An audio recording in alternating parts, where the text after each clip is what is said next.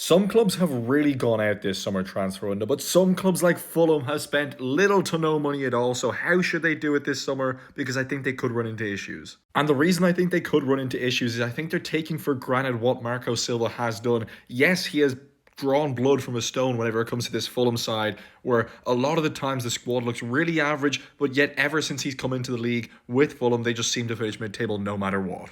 Like defensively, they look pretty good, I'm not going to lie, but whenever it comes to depth, they really don't have much in that case. In midfield, they have some decent players like Sanderberg, Sasa Lukic, Andreas Pereira, but it's nothing that gets you out of your seat. There is Emil Smith Rowe, but definitely very injury prone, as we've seen last season and over the years. Up front, Iwobi is absolutely unreal and underappreciated and underrated by everyone in the league. And Raul Jimenez, he's getting on, and you never know when he's actually going to dry up. And with Fulham having a coach like Marco Silva and being situated in a very nice area in London, they could definitely attract some big names to that club, like they have done before, to be fair. Like, why not go in for Carney Chukwuemeka, who seems to be on the chopping block at Chelsea for around £25 million and definitely has a huge future in football. Looks fantastic when you have seen him. Or how about go all out for someone like a Harvey Elliott, who bring him back to Fulham where he once was when he was 16. He would be amazing and flourish there. You could definitely attract James McAtee for around £20 million, and you know how these City products always are. Once they go to a different team, they shine. Even back up in the base of midfield, Yves Bissouma looks like he might be on his way to West Ham.